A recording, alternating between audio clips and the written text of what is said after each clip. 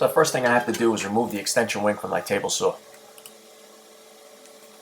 Now I'll just take all the measurements and write them down. This way I can fit the piece between the rails. I essentially have to make a box here.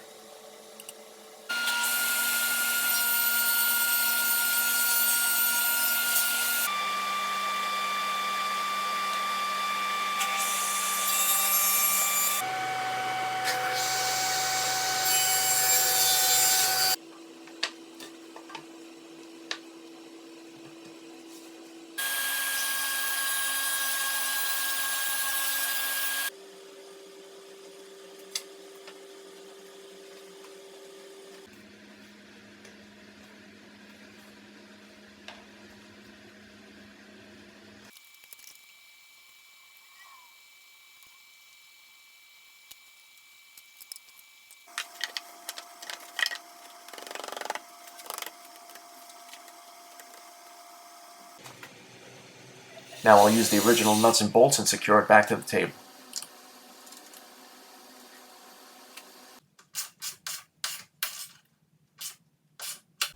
Okay, so I put a straight edge on there. This way I can make sure that I have it completely flush with the rest of the table.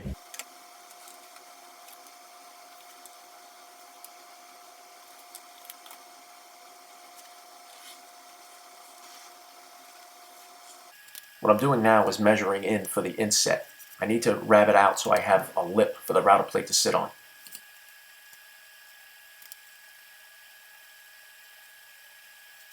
Here I'm just drilling some reliefs in the corners. This way I can use my jigsaw to cut out the insert.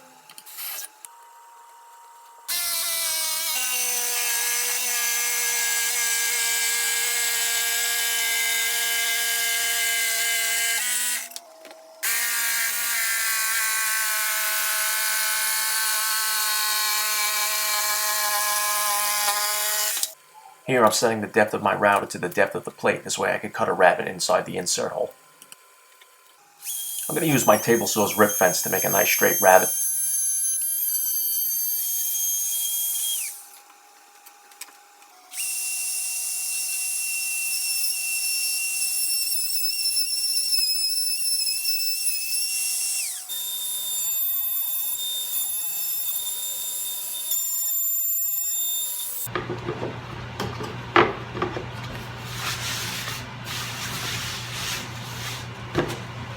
Okay, now that I have the fit that I want, you can see that the table is a little bit higher than the router plate insert. Well, they gave me these with the router plate kit. I have these self-leveling screws with inserts that go in the corner, so I'll have to drill those in next, and then we can level off the plate, have everything flush up with the table, and then we're done. All we got to do is mount the router.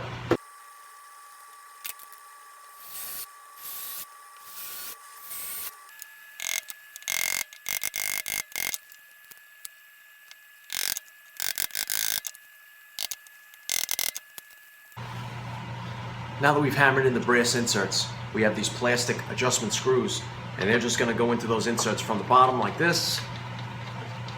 And you can see how they come through the top.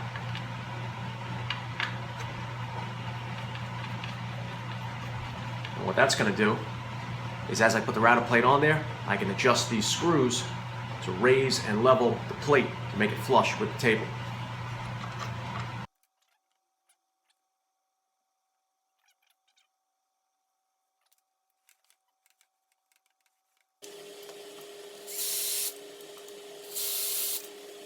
Okay, now I made my marks from the underside. What I have to do is take those marks and drill straight through. So what I'm going to do is use the scrap block underneath, so I'm going to reduce the chip out, because if you just put it on the table and you drill straight through, you might chip the board on the other side. We don't want to do that. So we're going to put it down here, piece of scrap, I'm going to drill through, then we're going to flip this over, and then we're going to countersink to compensate for the curvature of the head of the screw.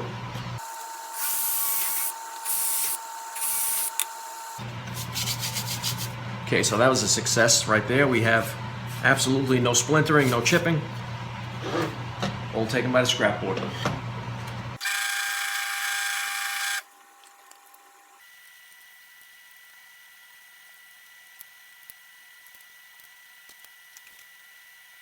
Okay, so I've mounted a router bit in there, an OG type style bit, and now I'm just gonna, I'm pretty scented too. Actually got on the first try, which is great. There's my bit. And what I'm going to do is lock it in place right there.